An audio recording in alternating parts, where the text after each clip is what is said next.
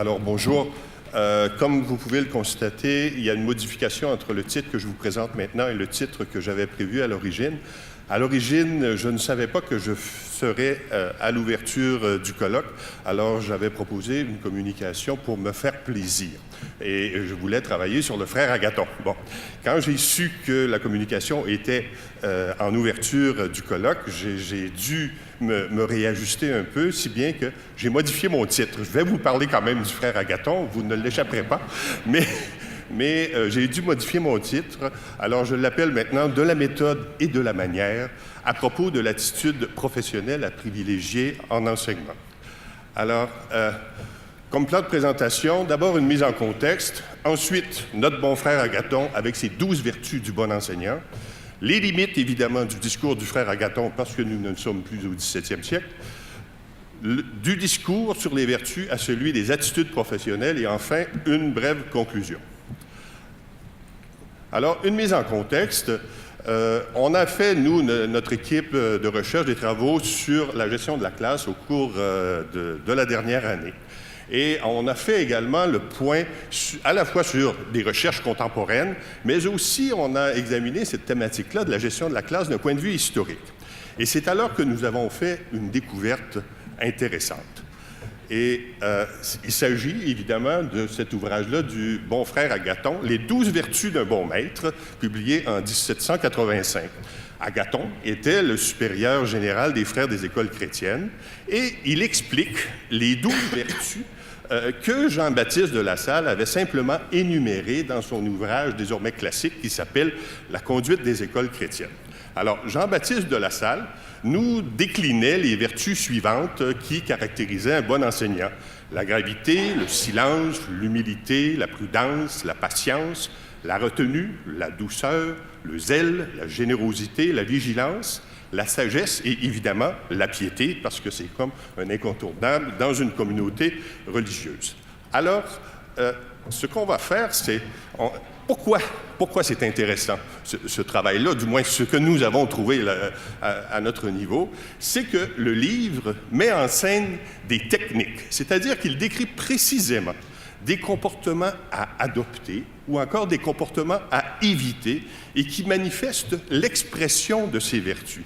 Il ne s'agit donc pas d'une réflexion philosophique sur les vertus, il s'agit d'une réflexion opérationnelle sur l'actualisation ou la manifestation de ces vertus.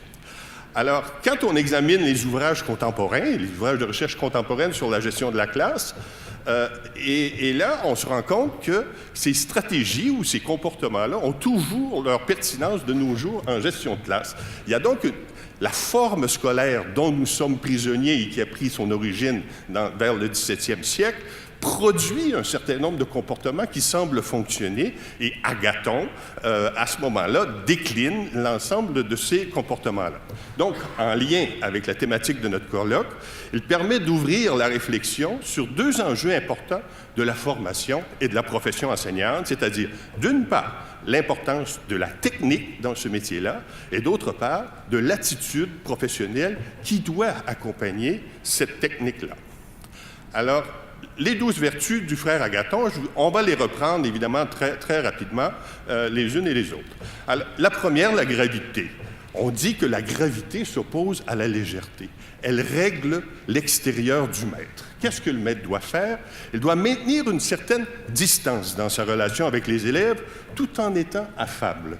Ce qu'il doit éviter, la familiarité avec ses élèves, la froideur ou l'indifférence.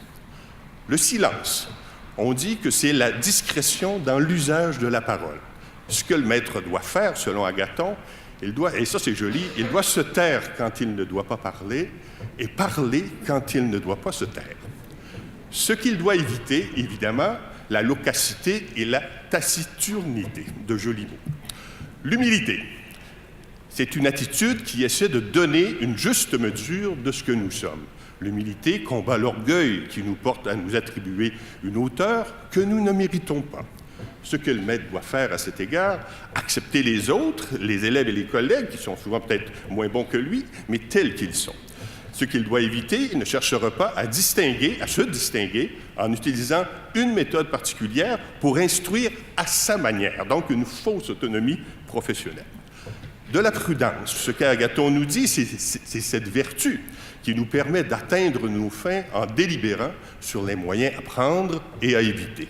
Ce que le maître doit faire, user de mémoire, et là il décline toute une série de composantes de la prudence, user de mémoire, d'intelligence, de docilité, d'adresse, de raisonnement, de prévoyance, de circonspection et de précaution, et chacune de ces dimensions-là, il les décline précisément. Ce qu'il doit éviter, évidemment, la précipitation ou encore, son envers, l'inaction. La patience est ce qui nous fait surmonter les désagréments de la vie. Elle n'enlève pas la douleur, mais la modère. On dit que la patience contient la perfection de l'œuvre. L'élève qui n'apprend pas, si l'enseignant est prudent et patient, il mettra l'énergie pour faire en sorte qu'il apprenne.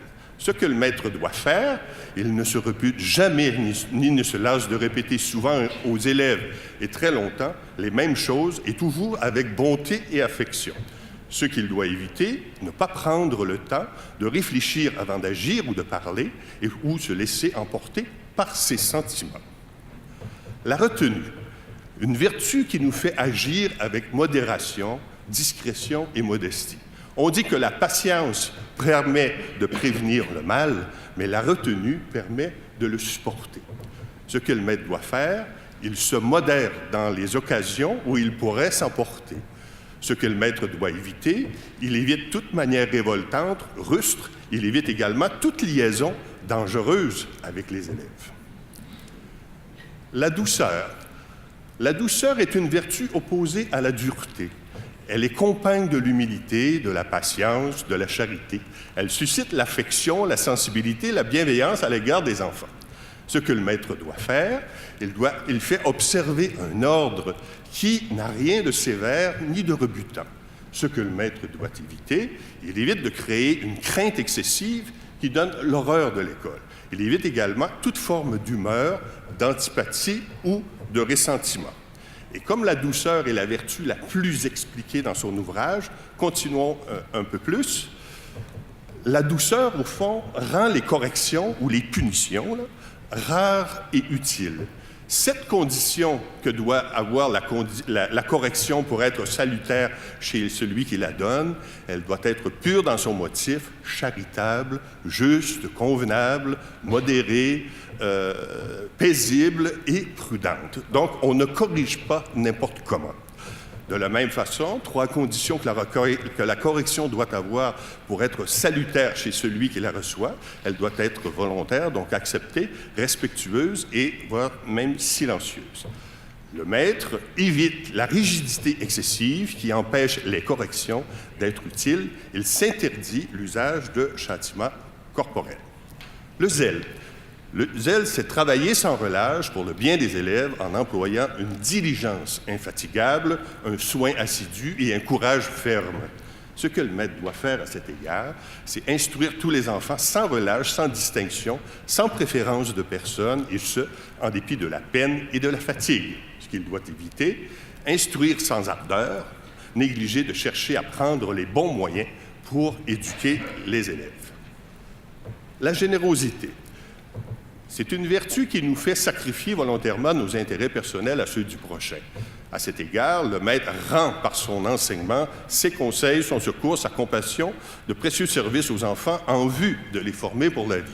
Par ailleurs, ce qu'il doit éviter, c'est d'agir d'une manière intéressée, c'est-à-dire rechercher le profit personnel, les applaudissements, les louanges, le gain matériel.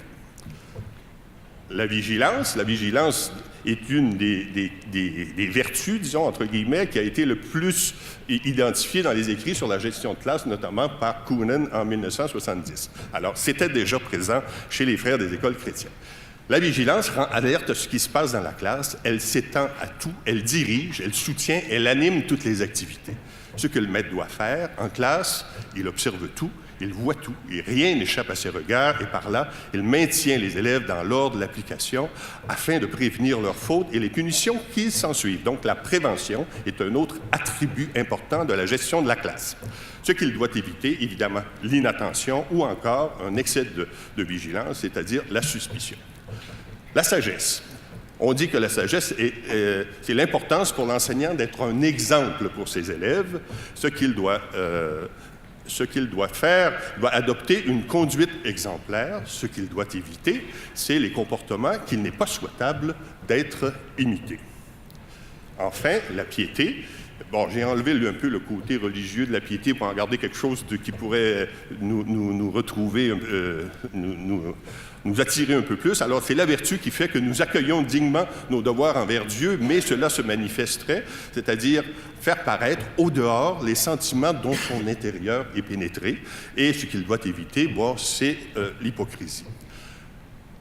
Évidemment, le discours d'Agathon, c'est un discours qui date. Bon, on en conviendra, mais la forme scolaire, comme je disais, la forme scolaire persiste. Donc, il n'est pas surprenant que ce qu'il a mis de l'avant comme stratégie ou comme comportement ait encore une résonance de nos jours. Cependant, bon, on n'est plus avec le frère Agathon, il faut en convenir.